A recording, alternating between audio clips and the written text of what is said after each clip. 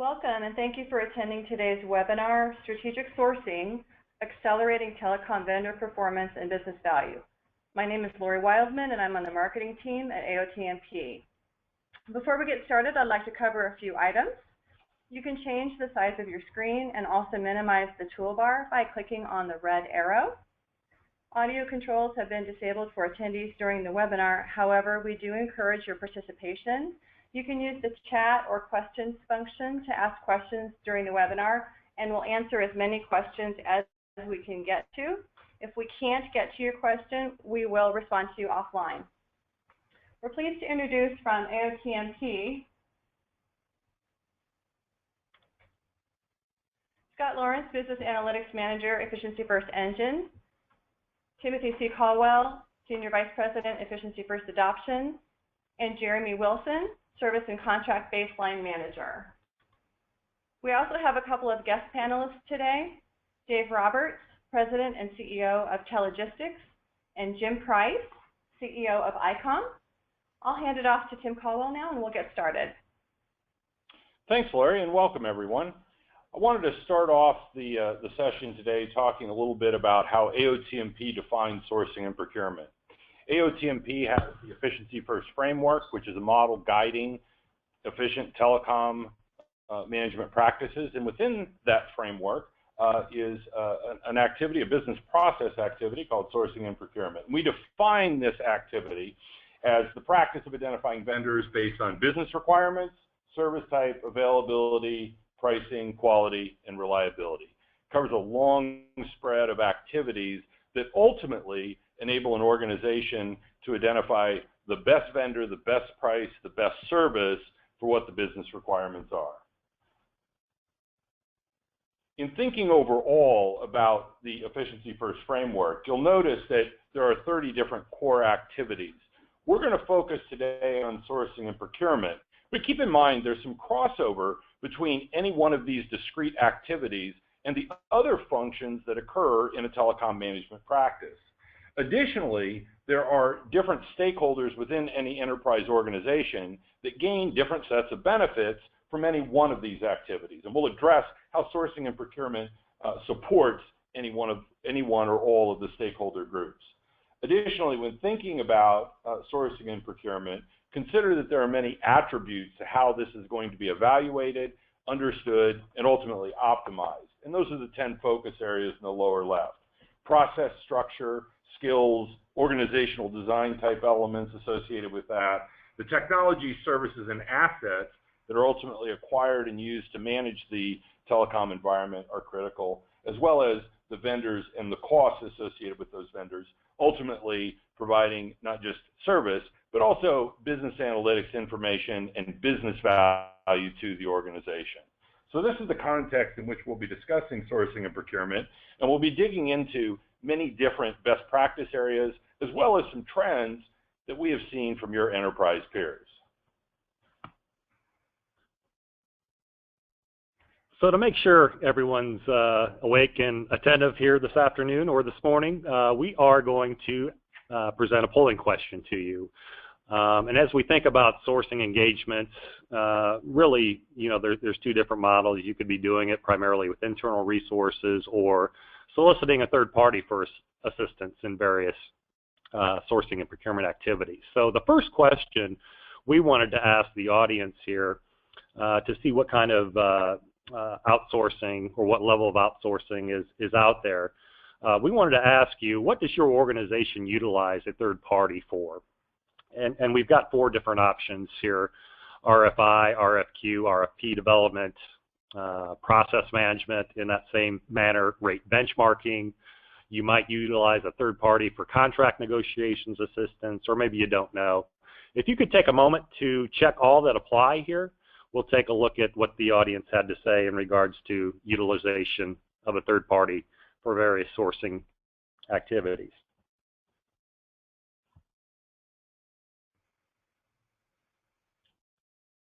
We'll give this a few more seconds here.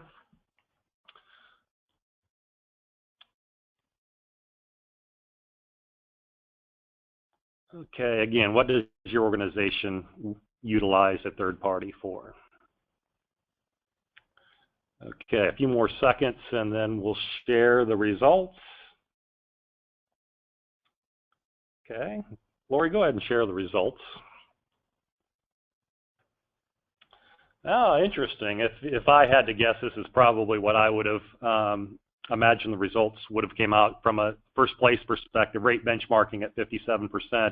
That's one thing that we oftentimes hear organizations looking for assistance on as it relates to rate benchmarking.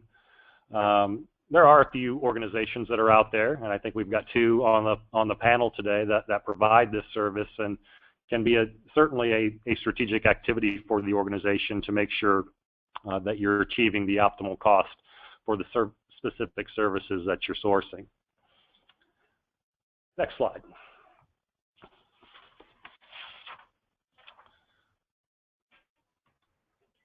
Close the poll. Sorry about that. So this next slide, as Lori pulls it up, really we're going to be looking at the different sub-activities that are performed as it relates to sourcing and procurement.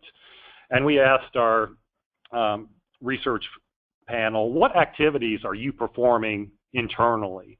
As we saw from the poll, you can certainly consider outsourcing these activities, but this particular graphic really looks at what organizations are performing from an internal perspective. And not surprisingly, the top two highest activities that are performed are evaluating and identifying viable carriers, vendors, and suppliers. So not much surprise there. But then when we get down to the lower end of this scale, things like developing RFIs, RFQs, RFPs, and then managing the process, even as we think about reverse auctions, those are activities that staff aren't performing at an as frequent level.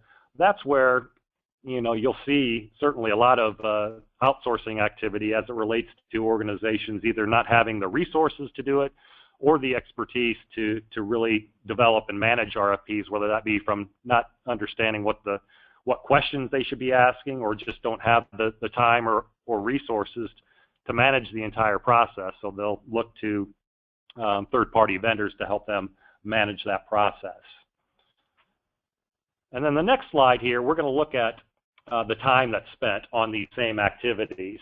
And as the slide pops up, we're going to look at those same sub-activities, and this is just really to assess where is the most time spent if we look at a sourcing and procurement engagement. Evaluating vendor capabilities was the top mention here, 20% of the total time spent really looking at and evaluating the vendors. Business requirements gathering is the next one. That's an important piece that we really haven't talked about yet in terms of identifying in any sourcing engagement what your goals and objectives are, who are the stakeholders that are going to be involved or be affected by these services, and gathering what you're looking for from these specific services. And that certainly can take some time as you're going across the organization and looking at and evaluating what those requirements are from the business perspective.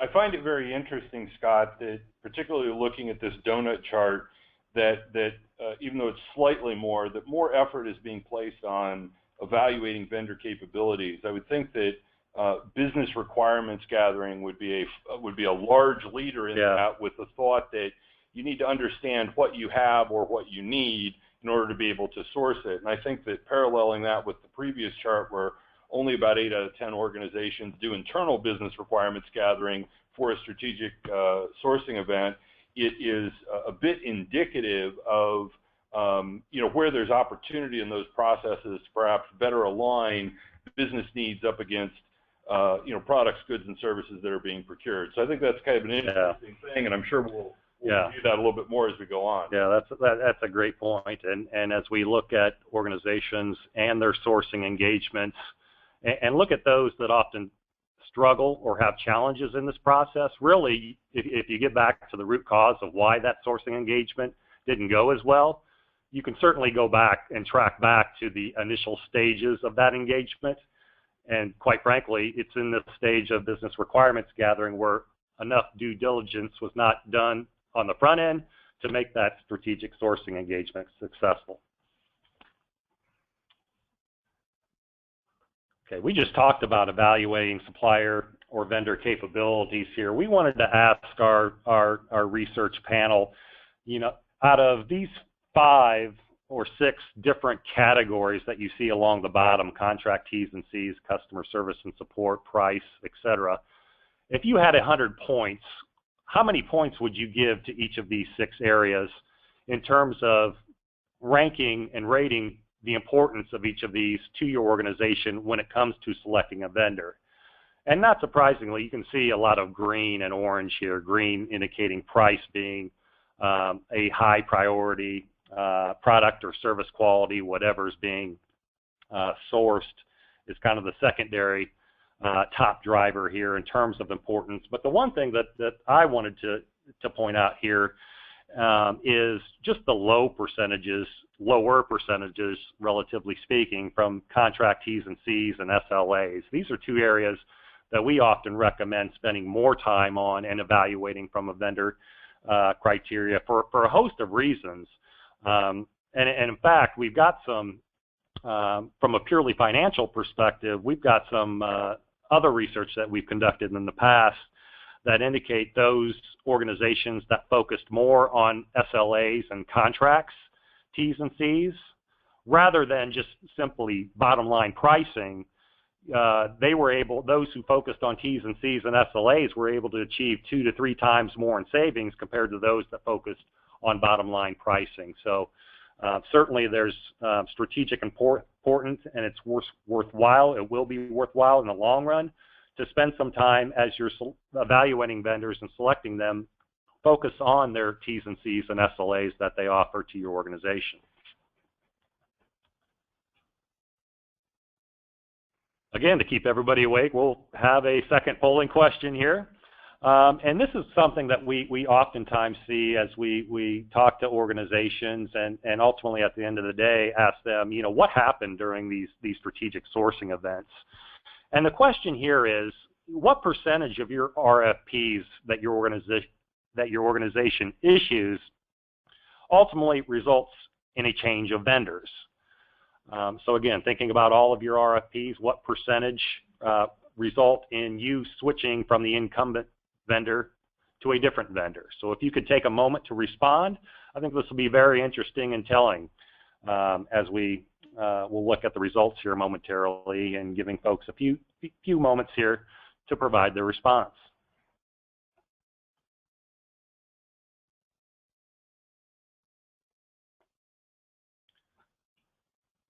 Again, what percentage of your RFPs result in an ultimate change of vendors?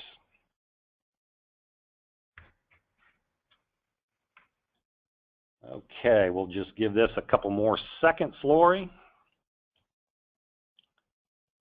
Okay, so let's close the poll and see what we have. Okay, well, interesting. So it looks like, less than 50% is what most of organizations here had reflected in terms of the percentage of RFPs that result in a change of vendors. We often see in a lot of these engagements, particularly those in this less than 25% category. I don't know if that's actually 0% or more towards the 25% for those who responded to that, but often we'll see in RFP engagements that the incumbent likely stays in most cases as these RFPs are issued and then ultimately rated and scored as it relates to the vendors. So, but it's good to see that we've got a good percentage here. Half of the members here indicate that a quarter to half the time when you issue an RFP that you're changing vendors. So that to me signifies that there's certainly that due diligence, and RFPs aren't just being issued just to issue them, that you're really serious about making the best for your organization, getting the best services and the best quality, the best customer support, and really making that decision based upon the facts that are presented to you. So speaking to the RFI, RFQ, and RFP topics, certainly these are not all one and the same, and each are useful really in their own unique way. and certain circumstances may dictate when you issue an RFI versus an RFQ versus an RFP. And this slide just really summarizes, again, going back to what we gathered from our research panel, when are these three items actually issues? What are the circumstances behind when an organization might issue an RFI, for example? And the sub-bullets underneath here indicate the most common themes that we captured from our research group. So when we're talking about RFIs, usually these are issued for new, emerging, or unknown products or services. So you need more information about a product or a service that you may not be as familiar with as others. So an RFI is useful in those instances. When we're talking about requests for quotes, this usually gets down to you're needing some pricing for some reason. And usually these are issued, when many vendors offer a similar product or service, and really there's not much difference. And then you're just trying to verify what that pricing would be for that particular product or service. And typically, in an RFQ, it's typically a lower cost product or service and not a high dollar or very high dollar product and service when a request for quote is issued. And then when we get to the request for proposal, usually these are issued for specific service types and contract value amounts. Some organizations say if an engagement or a service costs a certain amount, they're mandated by their organization to go out to RFP. Some industries, governments, for example, are required to issue RFPs in all cases. So we wanted to just kind of summarize here for the group and audience here today and see how this might compare and contrast with your organization and your criteria as to when you issue RFIs, RFQs, and RFPs.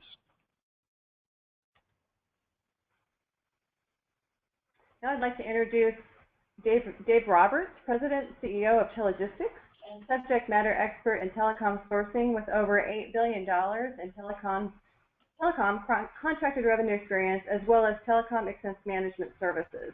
Dave, thanks for joining us. And thank you for having me. Let's go to the next slide. One of the things that we get to see, because we're doing 4 to 6 enterprise level RFPs globally a month, is trends. So I'm gonna share with everyone some of the trends, that what we would consider impacting trends that we're seeing today. And I think the first one here is probably no surprise to anybody. SIP and hosted PBX, that's coming, whether you want it to come or not, because you're seeing the ILECs are forcing end user customers to move off of POTS and analog.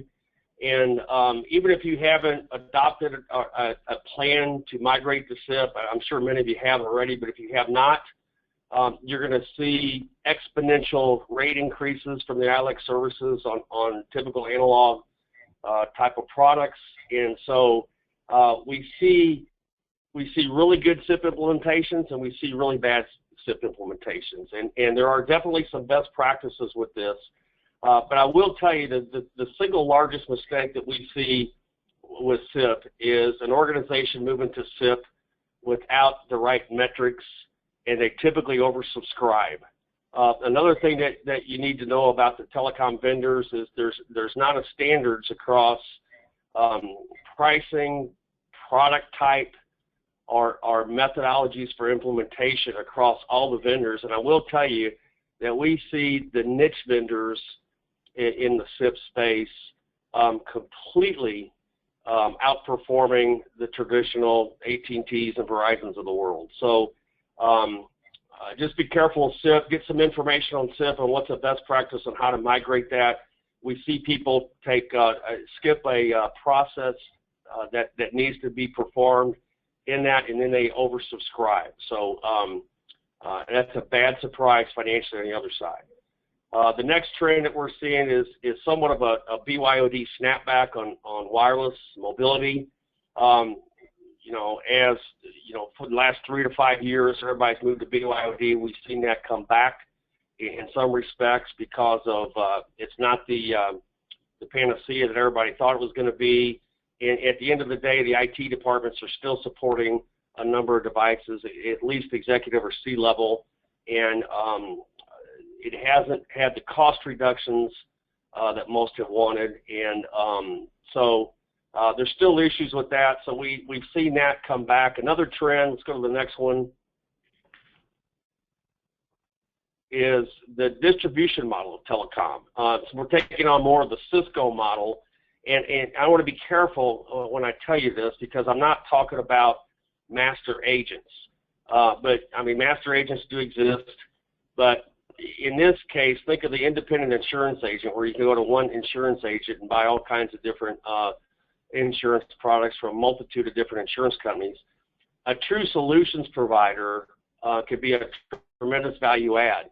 And so for folks that have, and I'm sure most of them on this call have experienced frustrations with their carrier account teams because they reorganize every 6 months, they move verticals around, or you just have an incompetent account team. We've seen, you know, this was more prevalent in the mid-market, but we've seen this definitely take hold in the enterprise, is that more and more companies, more and more enterprises are using solution providers. As an example of that, we had a recent customer with 120,000 lines that hit freezes on them, and the winning carrier for the long distance for that was it can't go and remove pick freezes. So it was up to the client to remove those pick freezes. How they awarded the RFP to a solution provider who ended up removing 120,000 pick freezes, and it didn't cost the client. There's instances like that, especially in implementation, where a solutions provider can add a lot of value to it. And then let's go to the next one here. Next.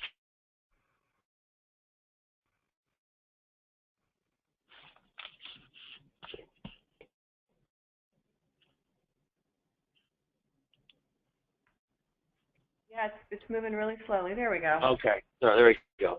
Managed network services.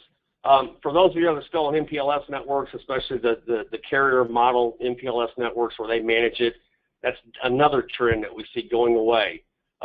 More and more enterprises are managing their own network and just buying agnostic IP services and managing it themselves, or they're overlaying a third-party network management company.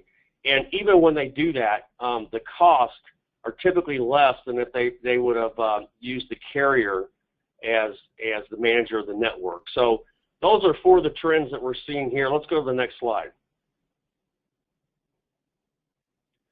One of the things that we've seen over the last 5 years is a significantly growing influence of procurement in large telecom deals.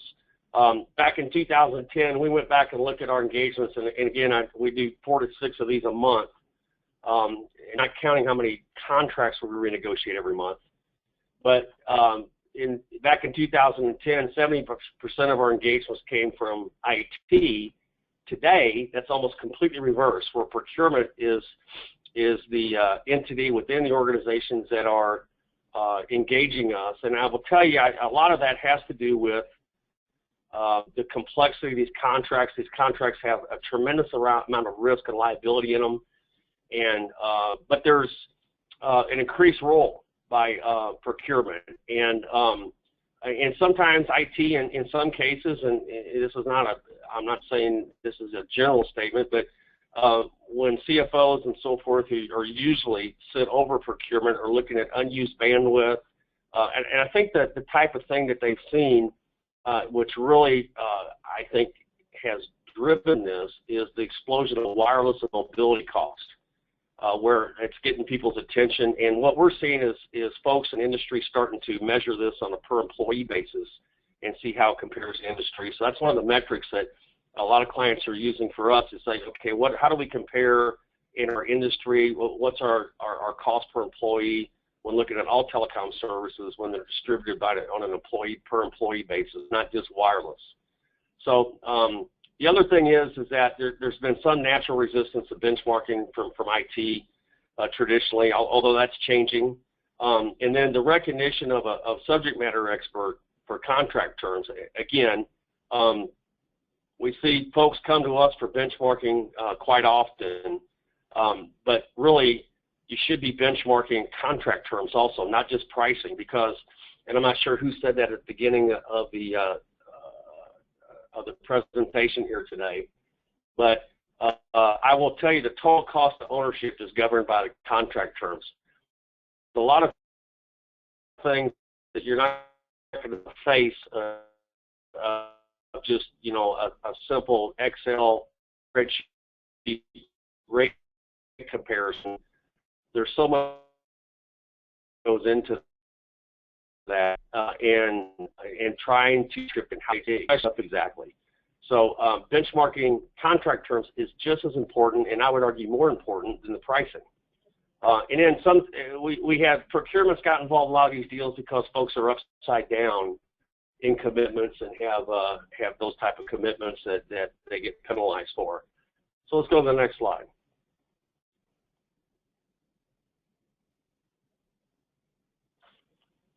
Here's a few forces. I'm running out of time here, so I'm going to go quick. And, revenue recognition, the carriers are still practicing what I call in-around accounting, where they get compensated by getting you in contracts that may not be in your best interest. Lack of leverage, you know, a lot of enterprises wait too long. You've got to be able to move your services, put it out to RFP, negotiate it, and move it before your existing contracts expire if you want to maximize your leverage.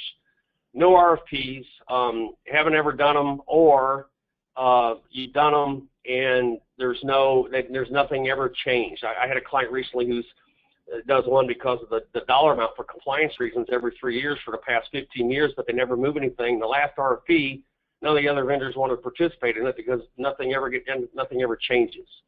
So they gotta believe that the RFPs are real. Benchmarking, we've talked about, we probably beat that one to death, and vendor diversity. So even if you're not going to change vendors, it's very important to have some vendor diversity so that you can reward vendors that perform well and punish those who don't. And if everything's all in one basket, you never have that opportunity. And then the bundling myth is still prevalent, especially from the bigger carriers. I'm here to tell you, from somebody who does this every day, there's absolutely no benefit from bundling wireless with your wireline, at least initially in a negotiation process. So be careful about bundling. Let's go to the next step, please. This is the last thing for me. There's a tsunami coming that if you folks are not aware of this, you need to be aware of this, because you're going to have your CFO coming to your office probably, I would say, late first quarter of next year, at least by the second quarter. The carriers have already indicated, especially AT&T and Verizon, the intent to pass through compliance costs with the Affordable Care Act. And we're anticipating surcharge increases that are 20–25% more than you're paying today. And it's going to throw people's budgets off, and you're going to get questions of why this is happening. There is a way to battle that in a contract. If you're already in the middle of a contract and you don't have the regulatory definition set correctly in the contract, this is going to be a problem for you. So you need to get with somebody that's a subject matter expert on this and find out how this is going to impact you, because sooner or later somebody's going to be coming to you, even though you may not have changed anything in your networks, about why your costs are increasing. It's going to be because of this issue here. The LEC increases, if you haven't seen them already, they're coming. They want you out of the POTS and analog. We talked about that previously. So if you're not on a path to SIP, you're going to have to get there sooner or later.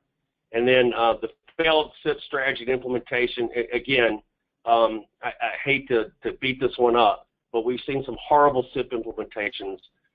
Part of it's the carrier, part of it's the client. And so, you know, if you've never been through a SIP implementation, you want to get some advice in this area. So again, I want to say thank AOTMP for having me, and I hope everybody has happy Christmas, happy holidays. Thanks, Dave. One of the things that we mentioned at the onset is that there are several different attributes or sub-activities or focus areas associated with sourcing and procurement. And one thing that I'd like to piggyback off of what David just shared with us is if you go down on this slide to costs. You know, the thought about in a sourcing event is to optimize costs, but I want to point out that to the points made previously, it's not just about the singular price of the service or getting the best point price, I'll say, for the service. There's a lot of dynamics in understanding what the total cost of ownership is, and I think today's last slide there was a brilliant point there about passing on additional fees and additional operating costs, if you will, from the carriers that could be as much as 25%. And so you start to think about, the price of a service or of a line item. That's but one attribute of the cost. And so overall evaluation of what the impact of the contract is that you're negotiating needs to be evaluated, and that's benchmarking not just the rates, but the terms and conditions and the other effects of that particular sourcing event. What I'd like to do now is I'd like to introduce Jeremy Wilson. Jeremy is our Service and Contract Baseline Manager. He is an Efficiency First expert in applying all of the principles of Efficiency First.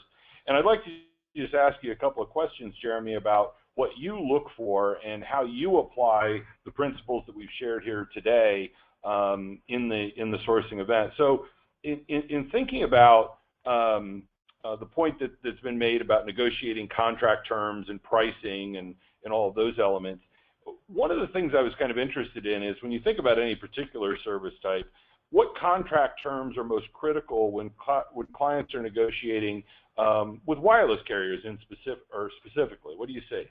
Well, I like what was mentioned a little bit earlier about terms being one of the primary things that you need to negotiate. Terms play a large part in how long the contract is and what services are actually being offered. Some of the terms that I would say are critical for a wireless contract are related around the services that are going to be needed, whether it's data, voice, pooling opportunities, and then when it comes down to it, obviously with wireless, it ends up being what can I get those services for and what is the price on that. Looking to a long-term relationship with a vendor is critical in showing them the growth that you're going to show within your business will help determine what some of those prices are. Got it. So having terms or conditions in the contract that allow flexibility, expansion, change of service, migration, volume, all the things that are going to happen in any telecom environment. There's going to be some elasticity in the services you use. You want to make sure that glides along the same path, to ensure that you don't get hit up for some additional costs or some additional service deficit. Right. It comes into your business requirements. How are you growing? What areas are you growing in? What areas are you shrinking in? And being able to forecast some of those changes within the environment. Well, that's kind of a good point, because when you're negotiating the contract, you can set up what the current world is, and you can certainly polish off the crystal ball and determine what your environment might look like in terms of services and whatnot, several years down the road. But my crystal ball is still a little bit foggy. So I'm kind of wondering, what are some metrics or KPIs or evaluation points that you would put into place so that an organization could understand how they are consuming, how they are utilizing the terms of that contract up against the changes in the environment over time? A couple are some of the more obvious ones: benchmarking against other vendors, how one vendor stacks up against another vendor. But when it comes down to a wireless contract, for instance, you're looking at your pool and how you're utilizing that pool from a bunch of different angles. First of all, am I using it? What's my buffer that I have related to data and voice? But then on top of that, you're looking at what we like to call optimal price and actual price. So my optimal price is if I used my plan to its fullest capacity. I used all the data that was allotted to me, and I used all of the minutes. That's the optimal price for the services that I'm paying. But what is the actual price? Am I contracted for a 2 gigabyte data plan and only using a half a gigabyte? Am I contracted for 500 minutes but only use 20 minutes? I mean, it's what is my optimal cost related to the features that I'm actually looking for inside of the plan. Right. That makes a lot of sense, and I think that also highlights a core attribute to AOTMP's belief around sourcing. It's not a point event that has a beginning and an end, but once the sourcing event or the contract is signed, you're really migrating into more of a vendor management role, and there needs to be some continuity between what you just negotiated and how you're going to measure and monitor the performance of that to ensure that you get what you think you were getting, right? Or you got what you think you were getting, and being able to identify different variables. Yeah, that's a really good point. Having the right metrics in place to track performance. I would assume it would also give you an opportunity to identify points in time in which you could renegotiate a contract, or you need to change, you need an amendment to support a new scenario. And I think that's a common practice inside at least the wireless industry, and really across the board, is that once you've got a contract in place, hopefully that filled some needs, business needs that were had been addressed, but as you go along, it could be 2 months and another business need might pop up. It's a great time to start negotiating another amendment that could hopefully fill that need. Right. Another sourcing and procurement practice that is discussed quite frequently is reverse auctions. And I guess what I'd be interested in as far as dealing with enterprises and helping them with these types of events, supporting them with best practices, what's your take on reverse auctions? Is there a scenario or scenarios in which they work really well or they should be avoided? What are your overall thoughts on that? Reverse auctions are a little bit different beast than obviously doing an RFP, going out to multiple vendors for services. A lot of times a reverse auction will take place when you're looking for a product that maybe has unilateral pricing, where it doesn't matter what vendor you go to, you're going to get the same price. But what you aren't going to get is the intangibles, the things that a specific company might do, or the time frame which they might be able to execute that in. Those are some of the intangibles that don't always come with the price, the same price. So looking at that, it can be a great way to speed up a process of implementation, whether it's equipment that you're needing or services that you're needing. Either way, sometimes it can facilitate a quicker response. Got it. That's some really good insight. Appreciate the time on that, Jeremy. As a parting thought, I'll say in this section, there are always best practices for evaluating vendors, and we've hit the first point from a couple of different angles here. The lowest price doesn't mean it's the best choice. It needs to be the best for your particular environment. I think also there's some soft evaluations, or some art evaluations, if you will, to the process. Looking for vendors that attempt to get to know your business. They understand what the requirements are beyond, I'll say, the RFP checklist or the RFI or RFQ checklist. Understanding how the organization is going to be supported.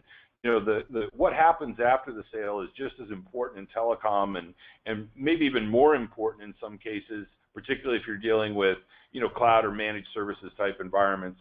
So understanding what the post-selection support is going to be.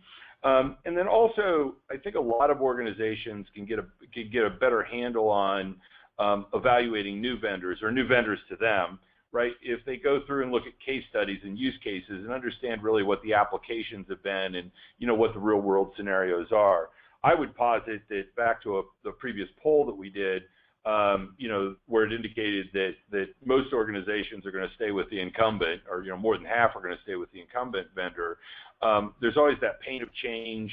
There's always that fear of the unknown. The devil the devil you don't know. Not to put it in a bad light, but I think there's always some thoughts there that influence the ultimate decision. And so, understanding and getting to know the vendors in an appropriate manner so that you can, make the right decision. I think that how they work with you and what kind of company they are is just as important as what's on the, the T&C page, if you will. And also looking for vendors that can be flexible and can execute with their flexibility is always a good thought. And of course, if feasible and or applicable, a pilot period. So those are always some thoughts that need to be, that's more of, I'll say, the art as opposed to the science of sourcing and procurement that should always be considered. With that, Lori. Thanks, Ken. Now I'd like to introduce Jim Price, CEO of ICOMM, a telecom service provider offering expense management, voice and mobility support, carrier ordering and procurement, as well as consulting services. Jim, we'll turn it over to you. Thanks, Lori, and good afternoon, everybody. Thanks for your time this afternoon. We can go ahead and go up to the next slide. What we're going to do here is we're just going to walk through sort of a few, I guess, tips and tricks, things that many of which have been covered here, but we'll go into a little bit more depth about each item.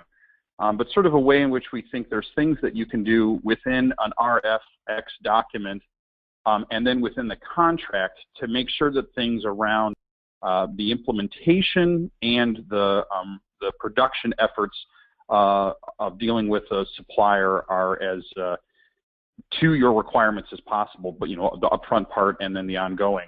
But first things first, I thought it's a good spot to sort of mention and emphasize that before you go into any sort of sourcing initiative, really need to make sure that you have a complete and accurate inventory of every single thing that you're sourcing. And I think some of this plays into what Dave was talking about earlier. We're not just talking about, well, let's make sure that we're bundling every single service possible. Certainly there are not as much of a benefit of doing that, but if you're covering, one particular service type or a group of services, you want to make sure that you've got the full listing of those services so that in essence you can really have the right leverage to maximize your discount by not leaving any services out that you might have in production. That's a very important part. Having such a thing in place as this complete inventory also helps you measure this, right? So, how much in savings did you really achieve through a sourcing initiative? And then are you really getting the best-in-class discount or price for those services because you've looked at every single item in your environment? And then this plays into the same thing in a way. You want to make sure that you're not either over-procuring or under-committing to a service provider. If you're agreeing to a volume commitment or a revenue commitment, depending upon how a contract deal may be structured, this helps set that level properly so that you're getting the best pricing structure for what you have without over-committing where you might be in a position where you'd have a shortfall. And then you also, under that, would have the flexibility to manage the environment correctly for technology changes, et cetera. And so that's another important part there. And then, just lastly, although you have to do it, in advance enough before you start a sourcing initiative, having inventory in place like this obviously brings some savings. And so, this does not have to be a contingency audit at all. There's value in having this type of inventory in place, of course. It could be structured sort of more as an optimization, to ensure that you have the right amount of services in place based on your current environment. So sort of a little mantra that we think is important to mention over and over again. Make sure you've got a complete and accurate inventory of the services that you're looking to source. Okay, going on to the next slide. Okay, so as Tim was saying a few minutes ago, okay, beyond pricing certainly is very important. But there's a lot of other things within the terms and conditions that you really need to make sure you're getting right. And I think there's two different areas that we sort of think, as I mentioned, that you really should cover. You want to make sure, because you're going to be living with this environment long term, that you're going to be working with the chosen vendor or supplier. You really need to make sure these things are ironed down. And so, types of things that you would look at, what is going to be required of your team to implement the solution that you're looking at? How much resource time will be required on your side for that sort of implementation? And do you have the proper resources in place? Really verifying what sort of project assistance will be provided by the supplier. And then some of the things we'll talk about, how strong is their implementation methodology? These are very important things to ask up front. And then on the ongoing support side, when you're living with this type of environment, when something inevitably goes wrong, how easy is it going to be to get the proper support? And generally speaking, how fast should issues be resolved? What are the expectations? Types of things that we'll talk about, can you label an issue a severity 1 issue or a severity 1 something that's only up to the supplier to label? Will the supplier automatically escalate issues to third parties if third parties are involved? All those type of things, really understanding how the vendor or supplier will respond during an outage or during a service issue of some sort. These are things that you can really make sure you're getting up front, well beyond pricing and benchmarking, things like that. Go ahead and move to the next slide. Okay. One way that we at ICOMM help bring this out within an RFX process is something called a Coopermid, and some of you may have heard of this before, but it's a really detailed matrix that walks through the response from the vendors responding to your RFX document. So it's going to walk through the capabilities, usabilities, and again, performance, the rest of those things there. Basically what this is it's a weighted rating system that will allow every single stakeholder, every single person involved in reviewing the RFP responses to sort of have a say in regards to what they think. Now, the important part of using a document like this is to make sure that everything matches up. So, you've done your business requirements gathering. Where do those things fit within the Cooper-Mid statistics that you're going to gather?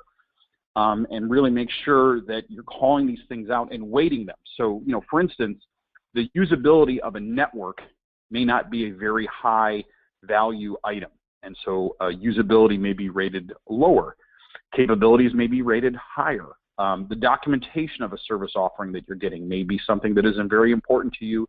You can weight that higher, and then what we do is, you can have a dozen people or more all fill out a Cooper-Mid document, and then you end up with a quantitative view of how those suppliers, how the people responding to your RFX document are able to address your criteria. And it's quantitative as opposed to qualitative. So although there's some bias goes into it, because you've got everything tied together from the RFX document into the Cooper-Mid matrix, we have, when you do this, sometimes you're surprised at the end. Well, geez, but we didn't think this vendor was going to come out on top, and yet they did, meeting all the business requirements, the way which we rated it. I think that when we use a Cooper-Mid document, there is a higher likelihood for change than there would be otherwise. And I think it's because it really does a good job of calling out these important things. Okay, going on to the next slide. Okay, so we're just going to call out a few items that we think you could include in an RFX document along, again, these sort of implementation and ongoing support items. The implementation methodologies we mentioned. Some of this could be, hey, we want a real project plan template as part of your response. We want to understand what your project team structure looks like. We want to have an escalation chart, part of the RFP response, so we know what we're going to be getting from you once we get to that spot after we've signed a contract. Timeline expectations may also be within that section. You can ask for the resume of the probable PM even, and they might give you something that's a little bit high level, but we like saying, hey, we want to understand who we're really going to be working with. And although sometimes it's too early to have that person assigned, they can say, well, here's somebody that could be assigned, and you get to know them and sort of understand that role's capabilities, what type of person they have in that role. Obviously, there's some ongoing support structure, NOC services that are generally asked in this part of it. But another piece of it we think is important is the portal. Another important part is the portal. How easy is it to use the portal?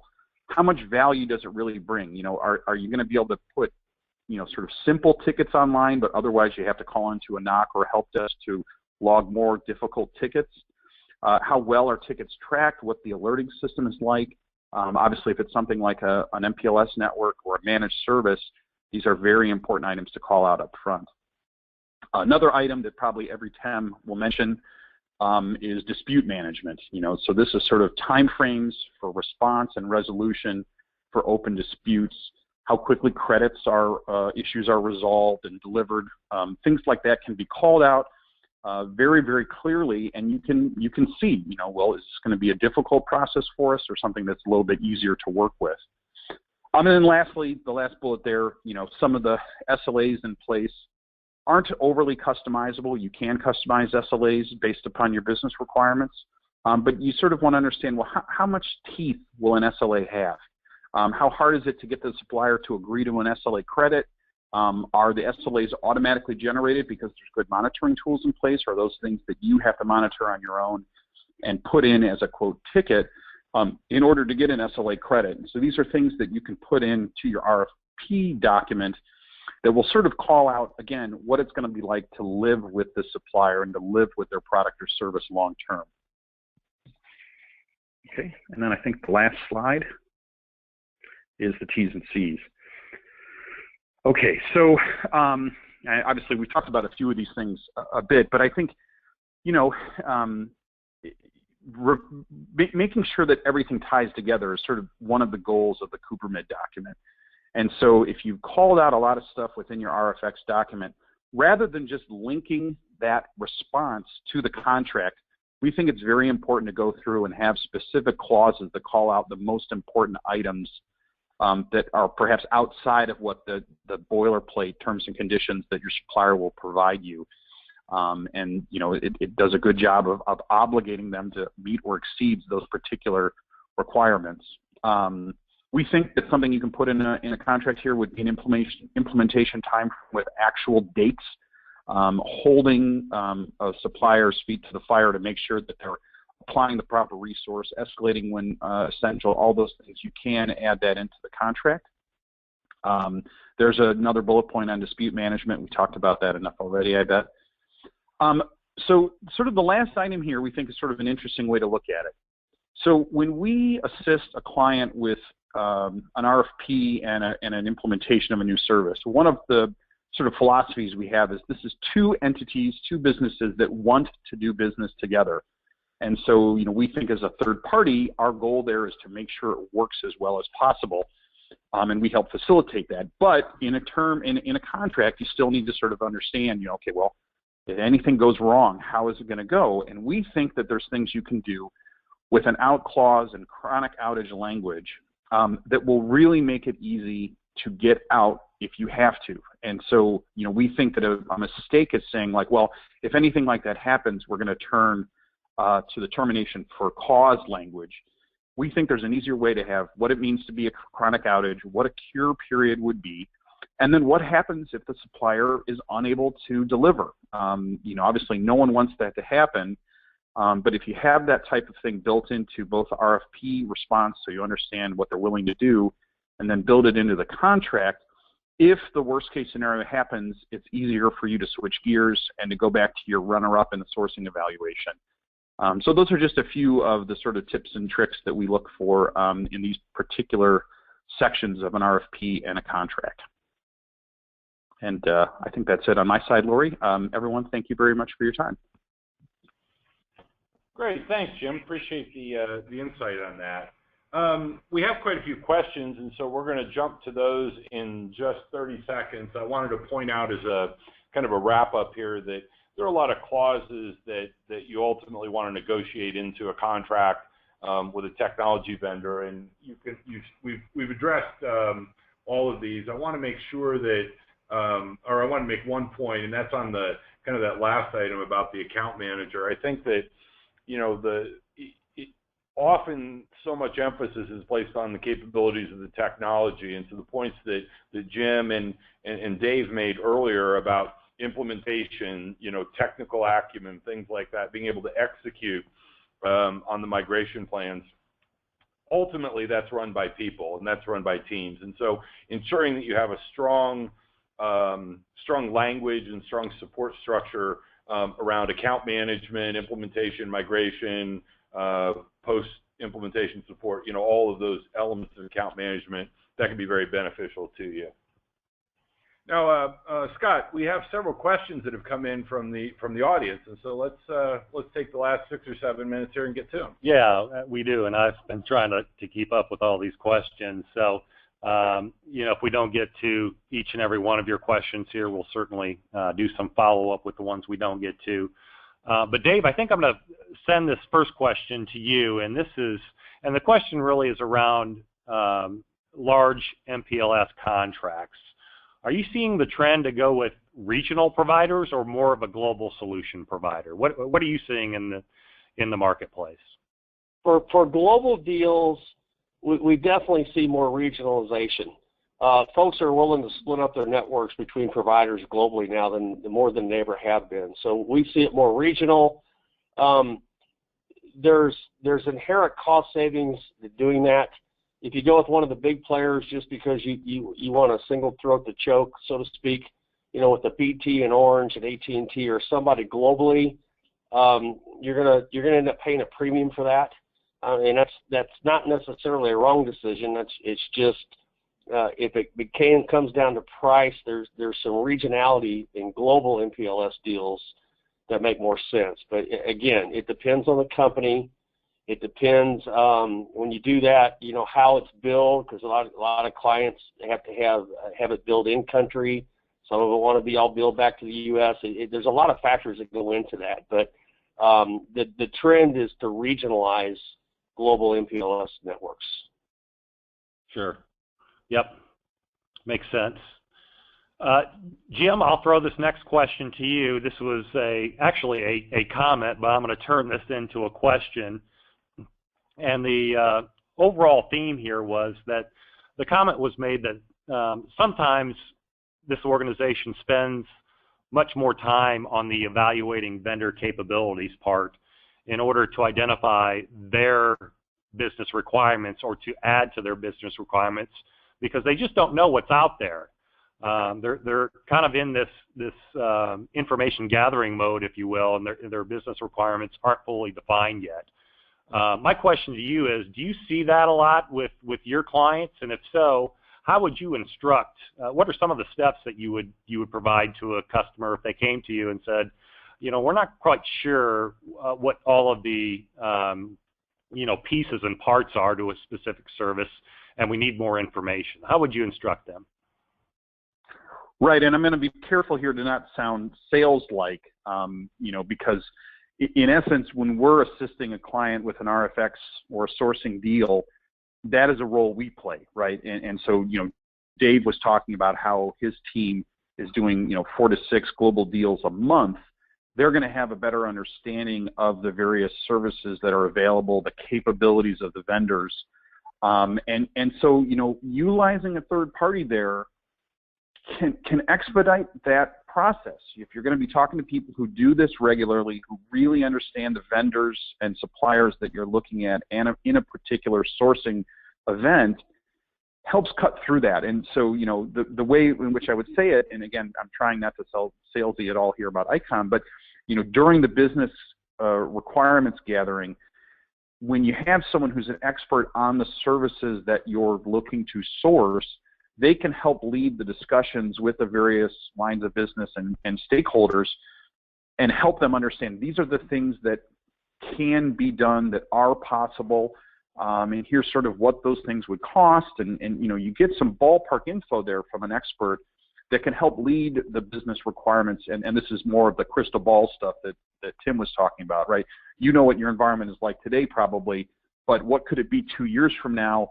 There's just not an easy way to do it unless you have an expert. And remember, one of the things we're always concerned about is if you're using the evaluation period to do that, you're reading somewhat biased literature and statements from the various vendors or suppliers. There's a lot of good data in there for sure, and I don't want to skew that too much, but I do think that having someone up front who really knows that will sort of help boil that down more quickly. Great, thanks. All good thoughts there. We got a couple minutes here. I'm going to throw this out to the table. Jeremy, I'll actually start with you on this one, and Jim and Dave, if you've got any comments or see anything different, let us know. But the question here is just simply, do you see carriers moving away from usage or spend commitments is essentially the question. And from that perspective, I would say no. There's always some underlying carrier is going to require for whether it's a price or features or whatever it is you're getting from them. So there is an underlying commitment. It may not always be tied to usage. It may not always be tied to spend, but ultimately it rolls back to that, I believe, because if you're getting a line commitment, that's a revenue commitment of a sort. So yes, I don't see them moving away from that anytime soon. There's going to be some type of commitment. Right. Dave, Jim, any thoughts?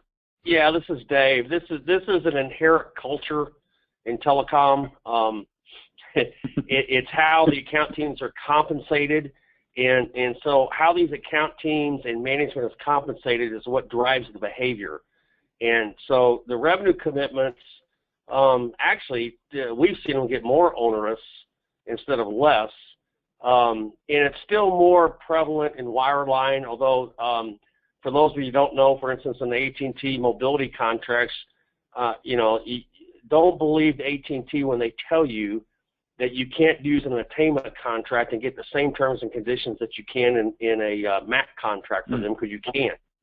So I see it less in mobility, and those are more device, but in wireline it's still a problem.